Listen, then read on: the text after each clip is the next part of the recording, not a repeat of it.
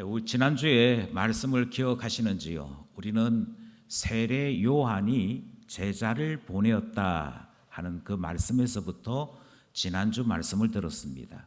그 제자들이 와서 당신이 오실 그분입니까?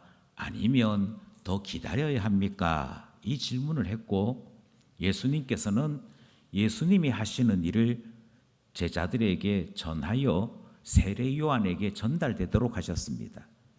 그리고 예수 그리스도께서 제자들을 통하여 전달하신 것은 하나님 나라 복음이 지금 이 땅에 펼쳐지고 있다 하시는 말씀을 전달한 것이었고, 메시아에 대하여 오해하고 있던 세례 요한에게 그가 스스로 만든 메시아에 빠져 있지 말고 우리 주께서 친히 말씀하신 그대로 우리 하나님께서 우리에게 가르쳐 주시는 대로 하나님의 나라를 배우고 천국 복음을 배우고 메시아를 제대로 아는 일들이 우리 가운데 있어야 할 것을 지난 시간 말씀을 통해 들었던 것이지. 이것이 지난 주간의 말씀이다라고 한다면 오늘 말씀은 두 개의 본문을 하나로 함께 읽었습니다. 원래 생각했던 것은 이 두 개의 본문을 함께 설교하려고 하는 것인데요, 막상 원고를 쭉 써다 보니 분량이 너무 많아서 오늘은 두 개의 이야기 가운데 앞부분의 이야기를 전달하게 됩니다. 우리가 함께 교독했던 본문은 두 가지 이야기가 있습니다. 첫 번째는 예수님께서 세례 요한에 대하여 평가하시는 내용이 등장합니다. 그 세례 요한이 어떤 사람인 줄 아느냐 하는 말씀이 등장을 먼저 하지요. 그리고 난 다음에 두 번째 이야기는 사람들이 예수님에 대해 세례 요한에 대해 이런 행동을 하던데 그 사람들에 대해 예수님께서 평가하시는 내용이 등장을 합니다. 그러니 예수님께서 세례 요한도 평가를 하시고 그 시대의 사람들도 평가를 하셨는데 그 시대 사람들에 대해 책망하시는 말씀으로 본문이 끝을 맺더라 하는 것입니다. 여기서 우리가 지난주의 설교를 기억해야 되는 이유가 있습니다. 지난주의 설교를 기억하고 오늘 본문의 내용을 이해해야 되는 이유는 본문에 대해 어떠한 것을 기준으로 이해할 것인가. 다르게 말씀드리면 첫 단추를 어디에서부터 맬 것이냐 하는 것에 따라 본문에 대한 이해가 달라지기 때문입니다.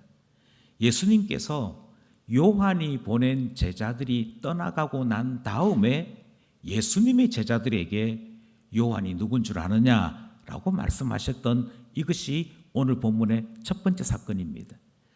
그러니까 세례 요한에 대해 어떻게 이해하느냐에 따라 예수님께서 왜 그 시대의 사람들에 대해 책망을 하시는지 이해가 되기 때문인 것이고, 그 시대 사람들을 책망하신 그 내용을 제대로 이해하고 있어야 우리가 책망받지 않는 신앙생활을 할 수 있더라 하는 것이지요. 그래서 첫 단추가 무엇이냐면 세례 요한을 어떻게 평가하시는가 하는 것에서부터 우리는 주님께서 무엇을 말씀하시고자 하는 바를 이해해야 되는 것이지요. 세례 요한에 대한 예수님의 평가는 7절에서부터 9절 사이에 세 번의 질문이 먼저 일어나고 예수님의 평가가 등장을 합니다. 그 세 번의 질문이 무엇이냐면 너희가 어찌하여서 광야로 나갔느냐, 거기서 뭘 보려고 했느냐 하는 질문에 세 번 반복되는 것이지요. 그 광야에 누가 있었느냐 하면 세례 요한이 있었습니다. 그 세례 요한이 광야에 있었는데 그 광야까지 나갔다는 것은 세례 요한 보러 나갔다는 것이거든요. 그래서 주님이 이렇게 물으시는 거지요. 광야에 있는 세례 요한을 보기 위해 거기까지 너희들이 갔었는데 거기까지 갈 때 뭘 목적으로 갔느냐, 무엇 하기 위해 갔느냐를 물으시는 것입니다. 실제로 베드로도 안드레도 다 세례 요한의 제자였더랬습니다. 그러다가 예수님의 제자로 바뀐 것이었거든요.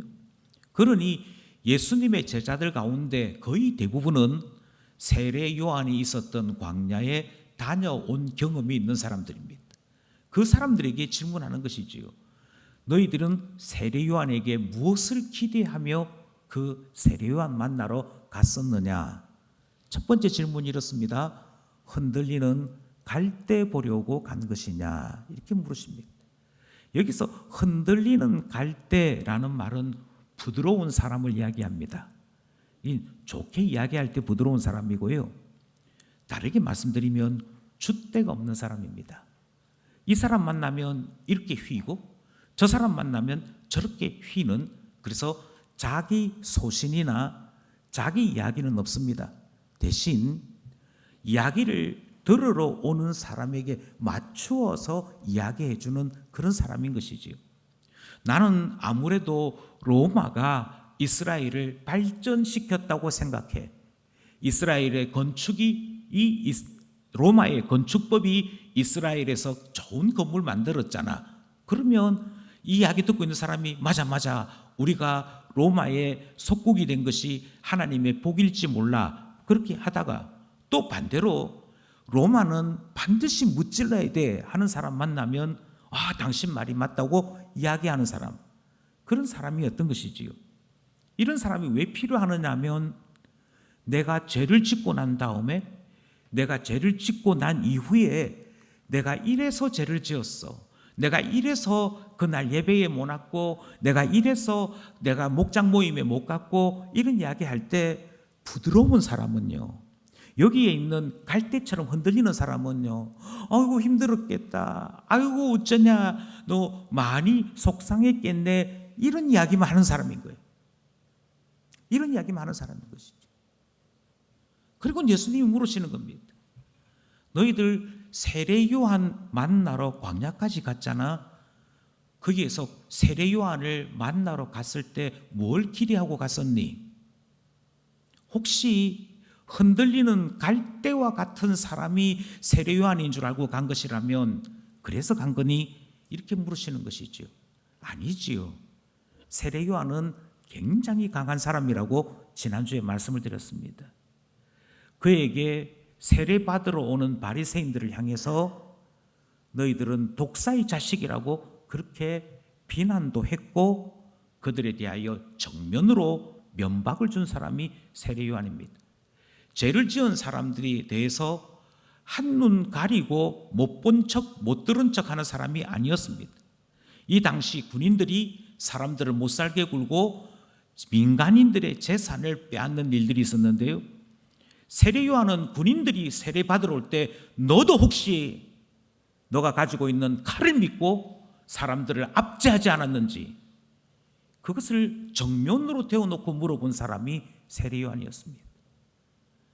그런데 그 세례 요한을 만나러 가는 사람들이 흔들리는 갈대보러 갔겠습니까? 아니지요. 내가 오늘 세례 요한 만나서 꾸지람을 들을 때 내 눈에서 눈물이 나도록 혼이 나기를 원해. 세례 요한이 나의 영적인 실체를 적나라하게 지적하고 그 앞에서 깨워지기를 원해. 그런 마음으로 세례 요한 만나러 갔지, 결코 세례 요한이 흔들리는 갈대 같아서 만나러 간 사람은 아무도 없었다는 것입니다. 또 질문하지요. 그리고 질문하기를 뭐라고 하시냐면 부드러운 옷을 입은 사람 만나기 위해 광야로 나갔더냐, 그렇게 물으십니다. 여기 말하는 부드러운 옷이란 이 당시에 왕족들이나 권력자들만이 입을 수 있는 고급 옷감을 이야기하는 것이고요. 따라서 여기에 등장하는 부드러운 옷 입은 사람은 적어도 헤롯 가문에 속한 사람, 내지는 적어도 그 당시에 이 사람 이야기 들먹이면 적어도 공무원 자리 하나 정도는 얻을 수 있는 권세자들을 다른 말로 일컫는 용어였습니다. 세례 요한은 제사장 가문에서 태어난 사람이긴 하지만 권력과는 아무 상관이 없는 사람이었습니다. 그러니 이 질문도 대답은 아니요가 되는 것이죠. 그는 부드러운 사람도 아니었고 부드러운 옷을 입는 사람도 아니었습니다. 그러면 세례 요한을 만나러 갔던 목적이 무엇이냐?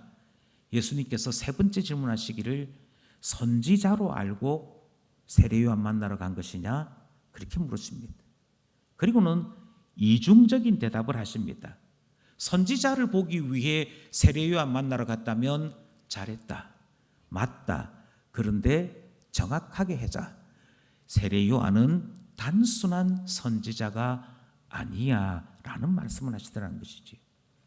그리고는 이 세 분의 질문 다음에 예수님의 평가가 10절, 11절에 등장하는 것입니다. 먼저 10절 말씀 함께 합독하겠습니다. 시작. 기록된 바 보라, 내가 내 사자를 내 앞에 보내노니 그가 내 길을 내 앞에 준비하리라 하신 것이 이 사람에 대한 말씀이니라. 11절. 내가 진실로 너희에게 말하노니 여자가 낳은 자 중에 세례 요한보다 큰 이가 일어남이 없도다. 그러나 천국에서는 극히 작은 자라도 그보다 크니라. 아멘. 요약해 보겠습니다. 예수님께서 세례 요한을 평가하시는데 첫 번째 평가가 세례 요한은 나의 사자다. 나의 사자로서 그가 일한 사람이다 라는 말씀을 하십니다. 예수님의 두 번째 평가는 세례 요한은 여자의 태중에서 난 사람, 그러니까 사람들 중에 이 뜻을 가지고 있지요. 모든 사람들 중에 가장 큰 사람이다. 그렇게 평가하십니다. 단순한 선지자가 아니다는 것이지요. 적어도 주께서 만왕의 왕으로 오실 때 그 길을 예비하는 사람. 그래서 주님이 나의 사자다, 나의 대사다라고 직함을 주신 바로 그 대상자가 세례 요한이라는 것입니다. 그리고 또 말씀하시기를 이 땅에 수많은 사람이 태어났다가 죽었지만 세례 요한보다 큰 사람은 없다. 그러니까 세례 요한이 가장 크다 이렇게 말씀하시는 것이죠. 여기서 질문입니다. 왜 세례 요한이 가장 큰 자일까요? 능력이 많아서입니까? 능력으로 하자면 엘리야를 이야기해야 될 것입니다. 아니, 어쩌면 그의 스승보다도 더 능력을 많이 발휘했던 엘리사를 이야기해야 할 것입니다. 그런데 엘리야도 있고 엘리사도 있는데 뭐라고 말씀하시냐면 여자의 태중에서 난 자 중에 세례 요한이 가장 크다고 말씀하시죠. 그럼 다르게 뭔가 신령한 일을 했기 때문이다 이렇게 생각할 수도 있을 것입니다. 그런데요, 모세는 하나님과 함께 대면하여 이야기한 사람입니다. 변화산상에 올라가서 주의 음성을 들으며 십계명 돌판을 2번이나 받았던 사람입니다. 그런데 주님 뭐라고 말씀하시냐면 모세도 있지만 그 모세보다도 더 큰 자가 누구냐면 세례 요한이라고 말씀하시는 거예요. 그래서 질문합니다. 예수님께서 세례 요한이 가장 큰 자라고 말씀하시는 이유는 무엇일까요?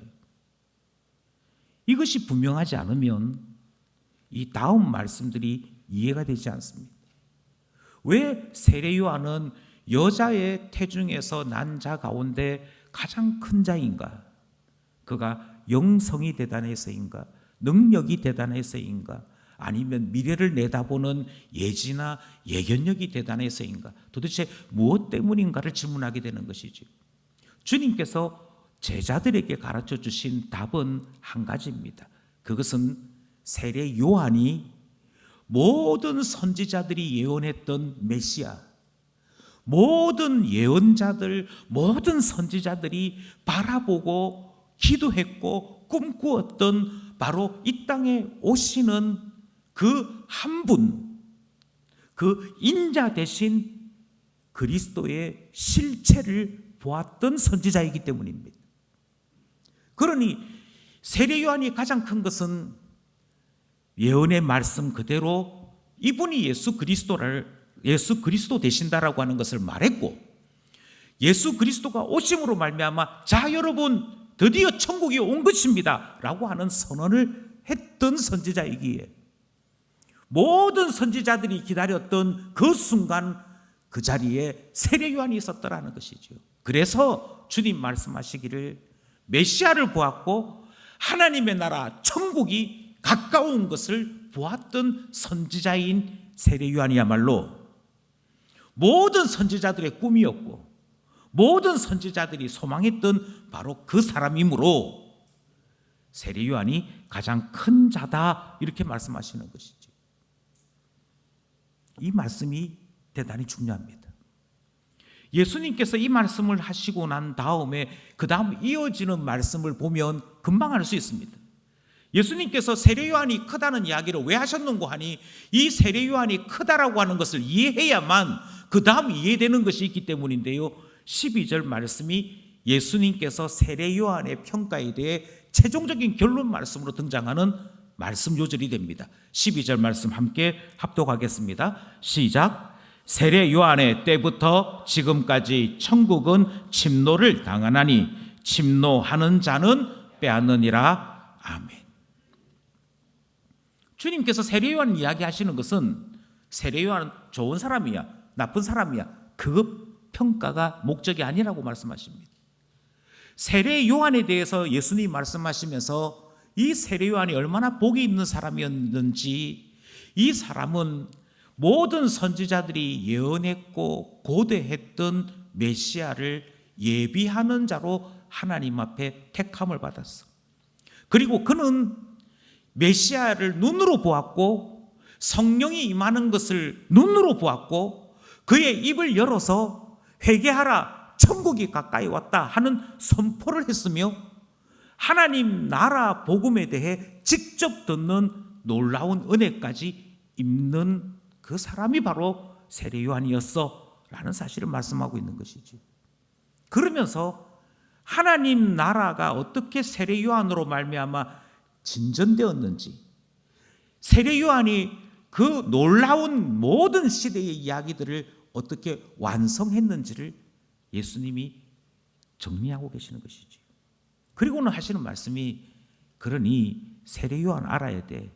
세례 요한을 딱 보면 천국이 지금 어디에쯤 와 있는지 알 수 있잖아. 그렇게 말씀하시는 내용이 세례 요한 평가의 끝에 등장하는 말씀이더라는 것입니다. 그러시면서 세례 요한을 알아야만 이해되는 것이 있다. 그 세례 요한을 알아야만 이해되는 것이 무엇인고 하니 세례 요한의 때로부터 지금까지 천국은 드디어 침노를 당한다. 그리고 침노하는 자는 빼앗는다 하는 말씀이 결론이기 때문입니다. 이게요, 단순해 보이는 말씀인데 신약 학자들이 이 본문에 대한 연구를 2000년 가까이 하면서 아직도 많은 이야기를 하는 본문입니다. 왜 세례 요한의 이야기에서부터 천국 이야기로 옮겨지게 될까? 그리고 이 천국 이야기의 끝이 어떻게 끝이 나느냐면 천국은 침노를 당한다, 침노하는 자는 빼앗는다. 이 말씀이 뜻하는 바가 무엇일까를 고민하는 것이지. 왜 이렇게 고민하느냐면 우리가 읽은 성경대로 번역할 수도 있고 다르게도 번역할 수 있기 때문입니다. 이게 헬라어 문법에 대한 문제인데요. 수동태냐 중간태냐 이 번역에 따라 번역이 완전히 달라집니다. 학자들이 정확하게 반으로 딱 나누어져 있습니다. 정확하게 반으로 딱 나누어져서는 이것은 수동태로 이해된다, 이건 중간태로 이해된다 하고 논쟁을 지금까지도 벌이고 있습니다. 만약 이것을 수동태로 번역하면 어찌 되느냐면 여기에 있는 말씀처럼 천국은 침노를 당한다 이렇게 번역합니다. 천국은 공격을 받고 있다. 천국을 향해 돌진하는 자들이 있다. 이렇게 번역하게 되는 것이고요. 그 다음 말씀이 그렇게 공격하는 그 자들이 천국을 차지하게 될 것이다. 이렇게 번역이 됩니다. 그런데 중간태로 번역하면 어찌 되느냐? 중간태로 번역하면 천국은 진전한다. 천국은 행진한다. 천국은 앞으로 나아간다. 그리고 앞으로 나아가는 이 천국과 함께하는 자들이 천국의 주인들이 된다. 이렇게 되는 거죠. 그래서 천국이 핍박을 받는다는 말로도 해석이 가능하고 천국은 행진한다, 진전된다, 그렇게도 번역이 가능한 것입니다. 그럼 누가 묻기를 목사님은 어떻게 해석하십니까? 이렇게 물으시면 저는 이렇게 말씀드리고 싶습니다. 예수님께서 이 말씀을 여기에도 해당되고 저기에도 해당되는 이중적 입장으로 말씀을 하십니다. 바로 이 본문 앞에 세례요한 이야기 앞에 10장이었지 않습니까? 그 10장의 이야기가 무엇이었냐면 제자들에게 너희가 나로 말미암아 핍박받을 것이다. 그런데 세례요한이 왜 큰 자인 줄 아느냐? 그가 바로 이 천국 때문에, 바로 이것 때문에 핍박을 받은 사람, 옥에 갇힌 사람이기에 그가 여자의 태 가운데에서 가장 큰 자다, 이렇게 말씀하시는 의미도 있더라는 것입니다. 또 하나의 의미가 있습니다. 여기 나오는 것처럼 하나님의 나라가 이미 임하였다. 하나님의 나라가 이미 임하였고 그 나라는 계속 전진하고 있다. 그러므로 이 하나님의 나라가 계속 우리 가운데 다가오는 여기에 우리가 함께 해야 한다 하시는 말씀의 의미도 담고 있다는 것입니다. 그래서 이중적으로 이 말씀을 이해해야 하더라 하는 것이지요. 저기서 중요한 것이 하나 있습니다. 이것을 이중적으로 이해하든지 아니든지 간에 이 이야기의 결론이 천국이다라고 하는 것이죠. 아니, 다르게 다시 말씀드립니다.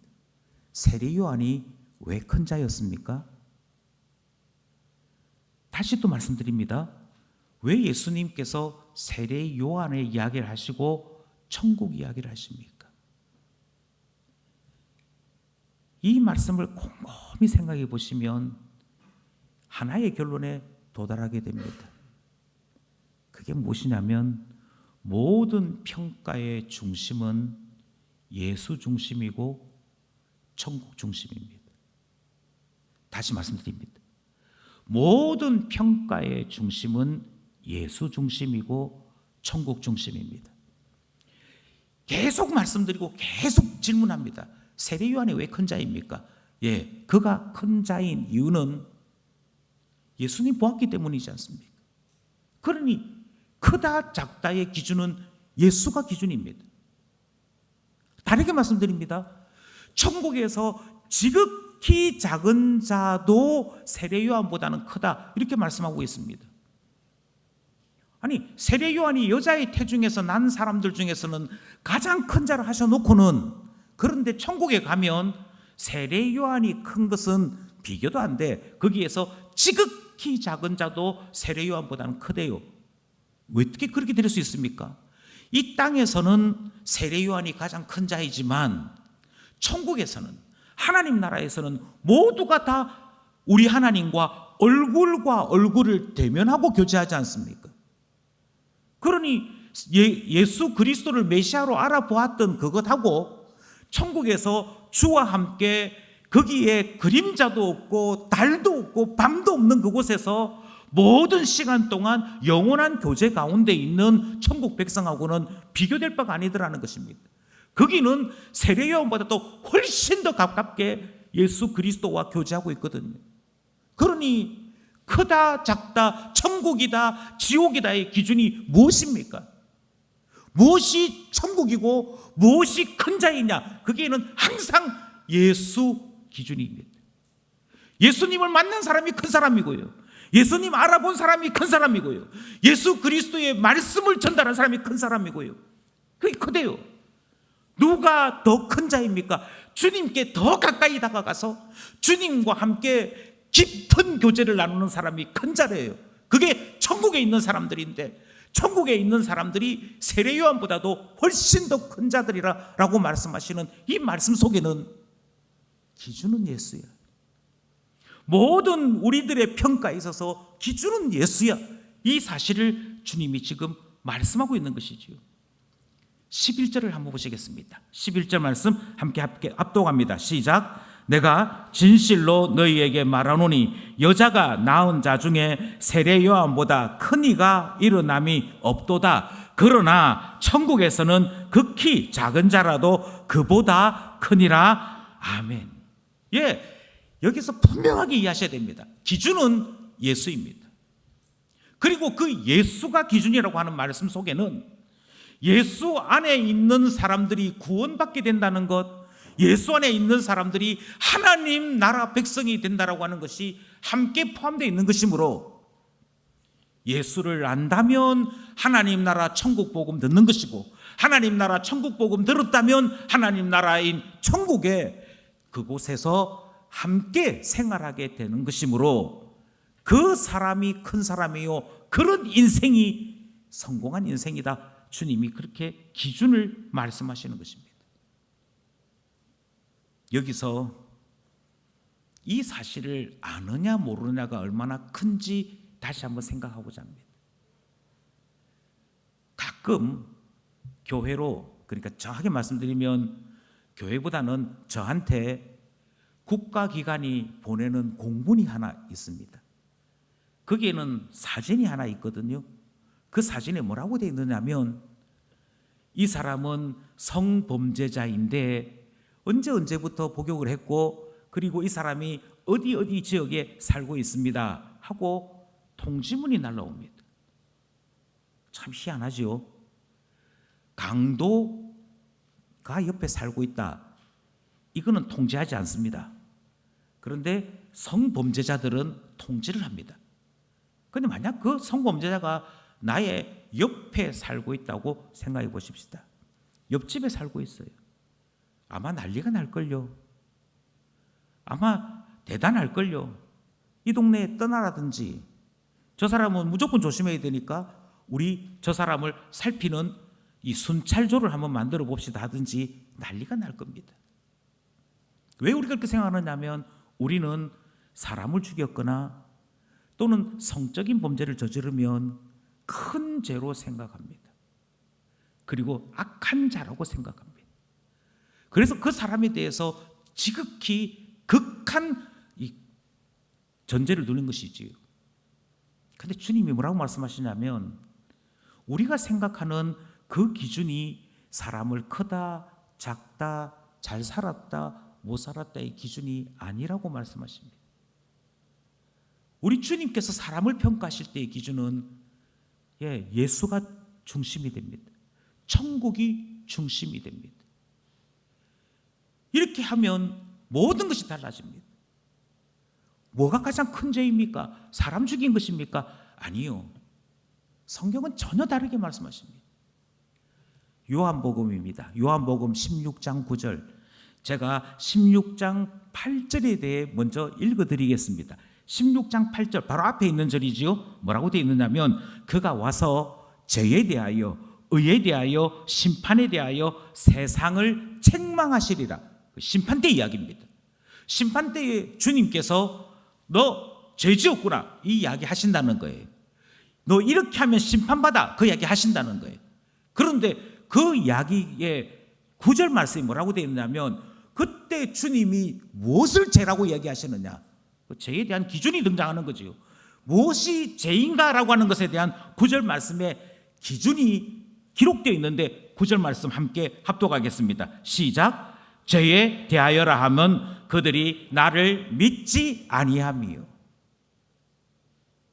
죄가 뭐냐? 기준이 항상 예수라니까요. 예수를 믿느냐 아니냐에 따라 이 사람이 죄인이냐 아니냐가 구분된다고 말씀하십니다.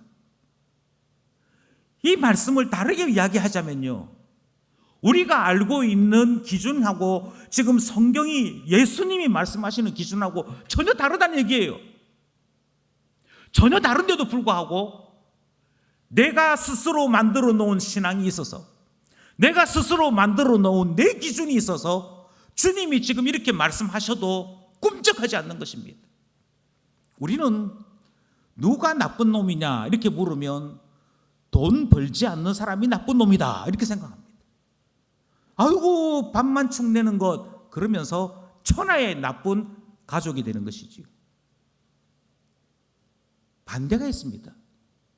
아니, 남편분이 교회로 오셔야 될 텐데, 아이고 우리 남편은 법 없어도 살만한 사람입니다. 교회만 안 나올 뿐이지 우리 남편 정말 좋은 사람입니다. 이런 이야기에 우리 스스로가 함몰됩니다. 우리 스스로가 그만 속습니다. 자녀들이 요즘 신앙생활 열심히 안 하는 것 같습니다. 이 이야기 들을 때 정말 제가 우리 아이 때문에 속이 상하고 눈물이 나고 정말 어찌할 바를 모릅니다.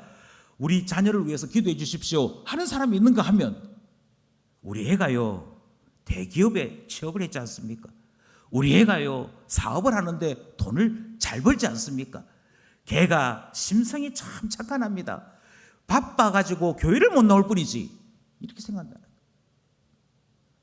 그렇게 생각하시는 분은 지금 예수님께서 세례 요한에 대해 평가하시는 말씀을 전혀 이해 못하는 것입니다. 예수님이 세례 요한에 대한 평가를 이해 못할 뿐만 아니라 그 시대의 사람들에 대한 예수님의 평가도 이해를 못합니다. 그것만 이해 못할 뿐 아니라 주님이 심판하러 오셔서 너 지옥 가야 돼 라고 이야기할 때 내가 왜 지옥 가야 됩니까? 이걸 이해 못하는 사람이지요.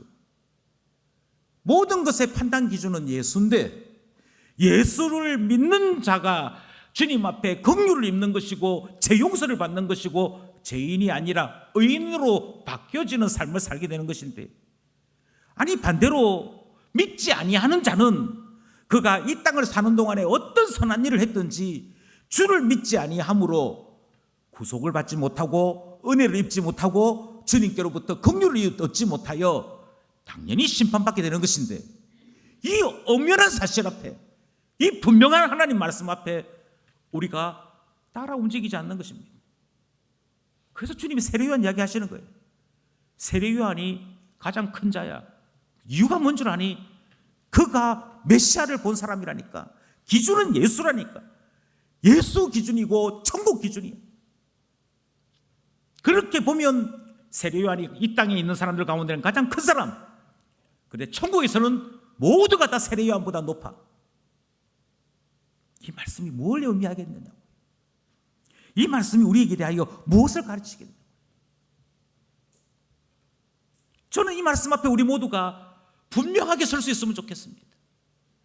그리고 이제는 이 말씀 앞에 나 자신을 다시 한번 평가했으면 좋겠습니다.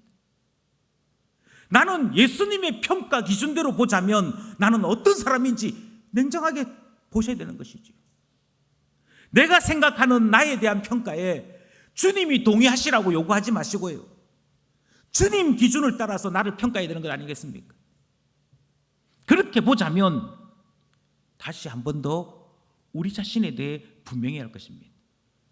예수님은 오늘 우리가 읽었던 본문 맨 마지막에 혹시 나 자신에 대해서 평가를 하게 될 때, 제가 하지는 못했지만 제가 기도는 그렇게 했습니다, 제가 생각은 그렇게 했습니다, 혹시 이런 식으로 주님의 이 말씀을 오해하는 사람이 있을까 봐 명확하게 이야기하십니다.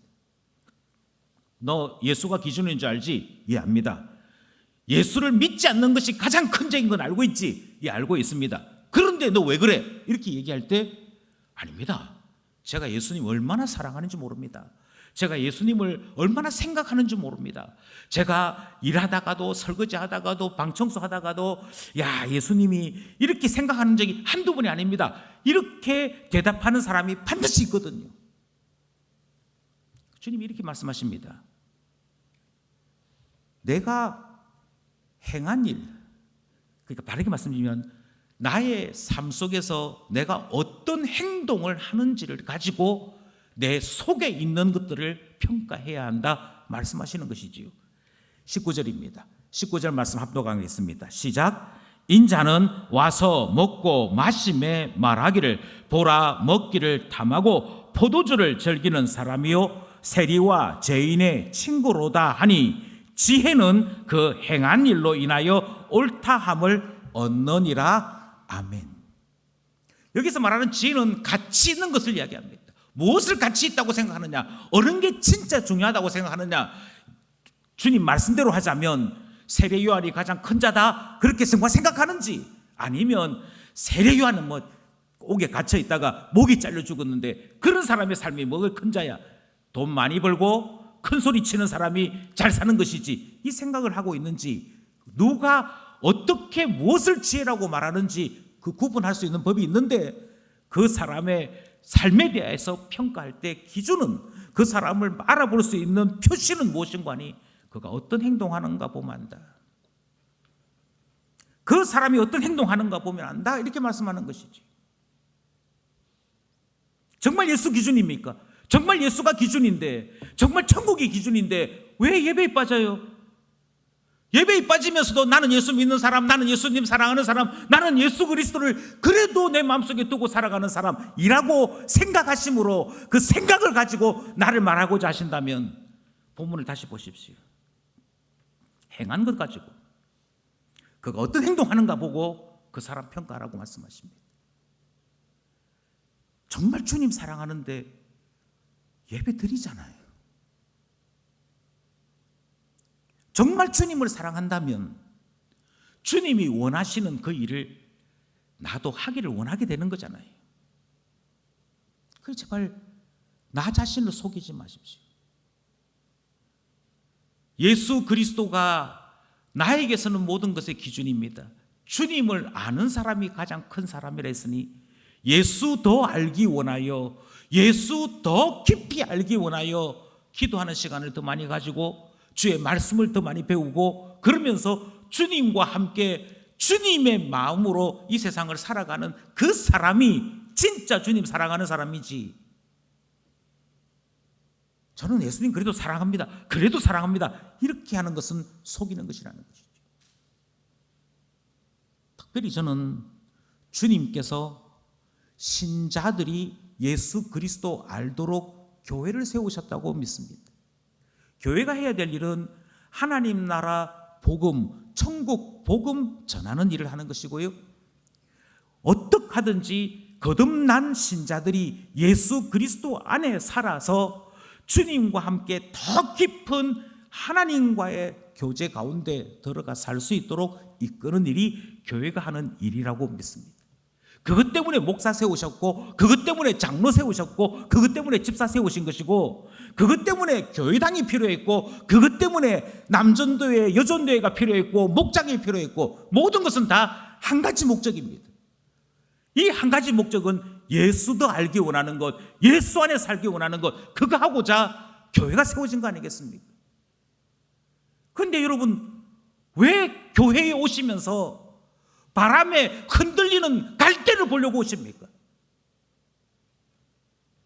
교회가 나에 대해서 내가 어떤 행동을 하든지, 내가 어떤 잘못을 하든지, 내가 어떤 험한 말을 하든지, 교회는 그저 아이고 잘하셨습니다, 아이고 잘하셨습니다, 그렇게 하기만을 원하십니까?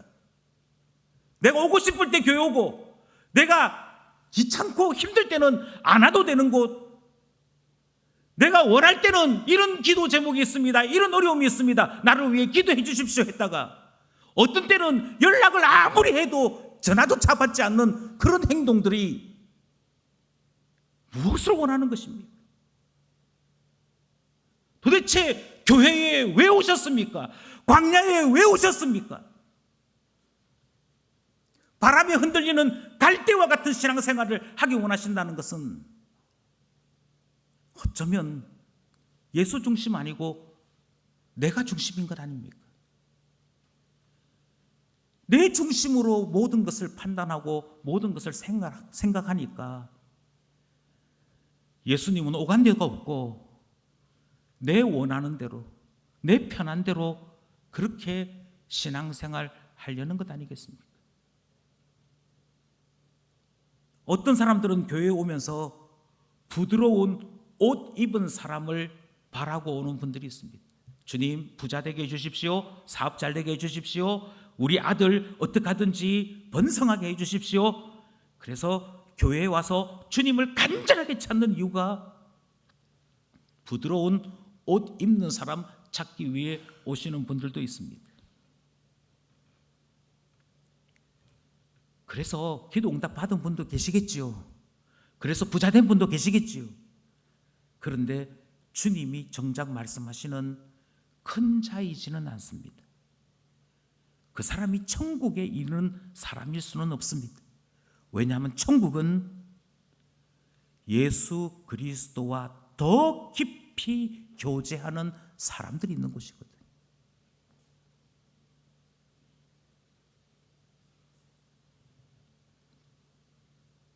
그러니 오늘 본문이 우리에게 가르치는 바는 분명합니다. 나는 하나님 나라 일꾼으로서 이 땅이, 이곳에서 우리가 살고 있는 이 시대에 예수가 왕이시다, 하나님이 왕이시다, 그리고 하나님의 나라만이 이 땅에 세워지기를 원한다. 천국은 전진하고 있다. 누가 뭐라 해도 하나님의 이 놀라운 하나님 나라 행진을 막을 자는 아무도 없다. 그것 보이는 일에 함께하면서 천국 백성으로 살고 있는지요. 그러면 그 사람은 잘 사는 것입니다. 신자다운 것입니다. 내가 신자인 것을 나의 행동을 통해 보이는 사람이 되는 것이죠. 아니, 주께서 말씀하시는 그대로 핍박을 받을지라도, 누가 뭐라고 할지라도 예수가 나의 주, 나의 하나님 되심을 드러내며 제자로 살기로 결심도 하셨고 그렇게 순종하고 계신다면 그 사람이 예수를 중심에 두고 사는 사람 아니겠습니까? 그 사람이 큰 사람 되는 거 아니겠습니까?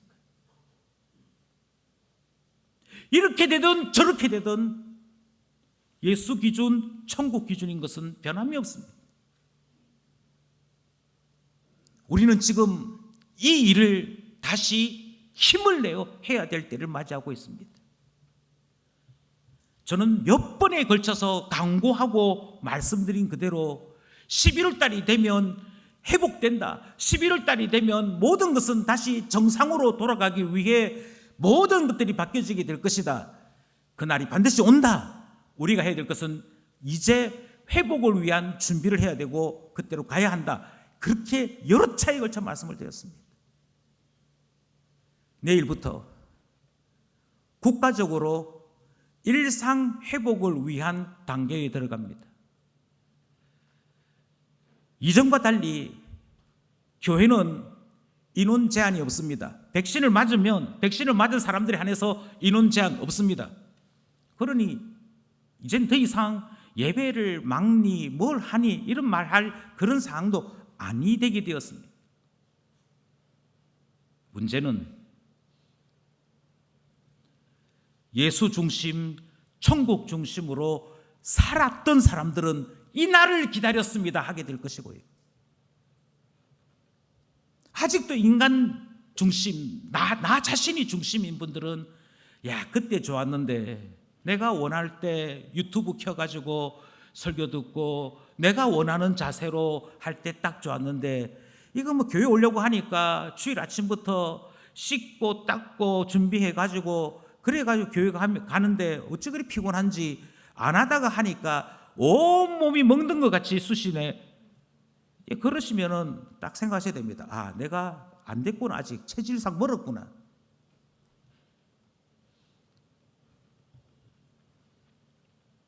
우리 이 본문 앞에서 한 가지 분명한 소망을 가집니다. 저는 기쁨교회 모든 교우들이 천국에서 다시 만날 수 있기를 원합니다. 천국에서 다시 만난다는 것은 예수 중심으로 살았다는 것이고요. 말만 주님을 믿습니다가 아니라 우리의 삶 속에서 신앙인으로 살아 주님께서 너 진짜 나를 믿는 자구나 인정받았다는 의미가 됩니다. 그래서 천국에 이르게 되면 세례 요한보다 더 큰 자로 인정을 받으며 주와 함께 영원한 교제를 나누게 되는 것이지. 누구 한 사람 예외 없이, 누구 한 사람 빠지지 아니하고 천국에서 큰 자로 만날 수 있기를 간절히 소원합니다. 오늘 예배에 참석하지 못한 분들도 계시는데요, 그분들에게도 이 말씀이 전파될 수 있기를 원합니다. 그래서 내가 세상 사람들 눈 기준이 아니고 주님 기준에 맞도록 예수 중심으로 살아야겠구나, 천국에서 다시 만나는 자 되야겠구나 결심하고 결단함이 있는 은혜의 길을 원하는 것입니다. 주께서 결심한 사람들에게 복 주시기를 간절히 소원합니다. 기도드리겠습니다.